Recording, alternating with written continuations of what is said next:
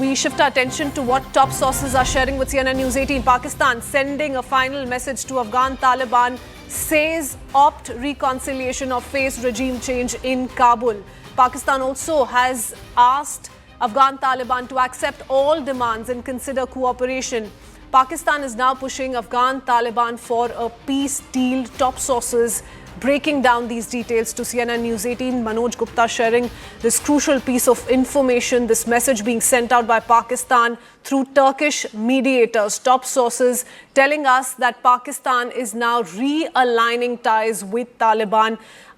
And this is being looked at as an alternative strategy. Pakistan establishing contacts with anti-Taliban forces in and outside Afghanistan is another additional piece of information that we've just picked up. I do want to go across to Akanksha Swaroop, who joins us with more details. Akanksha, given the host of developments that have taken place in the recent past, how do you look at this message being sent out via Turkish mediators? Right, these are inputs that have been brought to us by Security Affairs Editor Manoj Gupta. And Kritsween, what we can tell you is that now there's been a realignment of sorts by Islamabad when it comes to approaching the Afghan Taliban issue. What are they doing? So they are now approaching the democratic leaders who are also seeking refuge from Islamabad. That includes Ashraf Ghani. You also have Abdullah, Hamid Karzai. These are all democratic leaders of Afghanistan, and they have been also urging for elections. So now Pakistan, after the failed ceasefire talks remain, we all know that the ceasefire is currently in abeyance after 3 talks that failed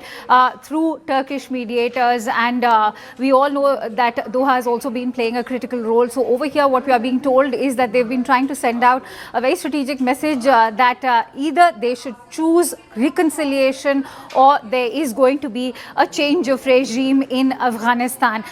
What are the conditions that they are posing as far as Afghan Taliban is concerned? They want handover of some very key TTP militants. They want the TTP activities to be controlled by Afghan Taliban. Now, Afghan Taliban is of the view that they cannot control TTP activities as long as they are emanating from Pakistan soil. They can only curb what's happening in Afghanistan, and that's what they have been in fact maintaining throughout. Let me quickly take you through the conditions and the demands that have been posed by Pakistan. Remember, the bone of contention was also that Pakistan was demanding written guarantees out of Afghanistan, which is something that Afghan Taliban regime had refused. So Pakistan has been demanding the control over TTP, more importantly create a buffer zone as far as along the line of control is concerned, to be able to control the rising terrorism and militancy, to make Pak-Afghan border safer, and no escalation along Durand line. Now, we know that Pakistan's already held 3 talks with Afghan Taliban under Qatar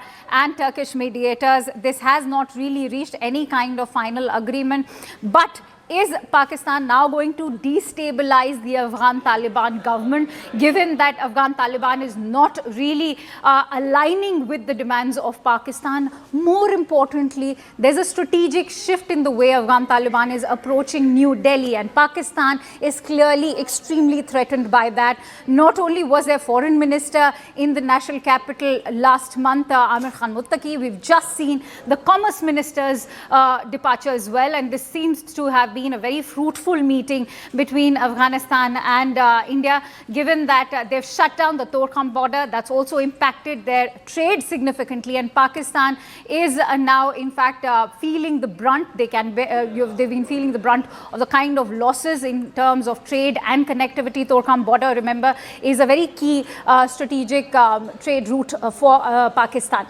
So after the commerce minister reaching out to New Delhi, and of course the foreign minister as well, they are also trying to diversify their business interests, and Pakistan clearly is threatened by this development. Okay, Akanksha, now while this message has been sent out by Pakistan to the leadership in Afghan Taliban, how realistic is this threat? Is it limited to posturing alone? Is that the strategy being adopted by Pakistan here? What's your assessment? It's important to highlight that they are also forming this new axis of resistance when it comes to Qatar, or even say seeking out Islamic support from countries like Turkey. So if that message is being sent via Turkish mediators, that it's of course a veiled threat that you choose reconciliation, and if you do not choose reconciliation, there's going to be a regime change. It's already in the works, given that they are reaching out to the democratic fronts. They also are very willing to host these democratic leaders, as I mentioned, Abdullah, Ashraf Ghani, Hamid Karzai, maybe even give them refuge in Islamabad. Is that a larger sort of preparation for a regime change? Can they in fact displace the Afghan Taliban regime? It doesn't seem so at the moment, but it is indeed a veiled threat. Prithvi. Many thanks, Akanksha, for joining us with all those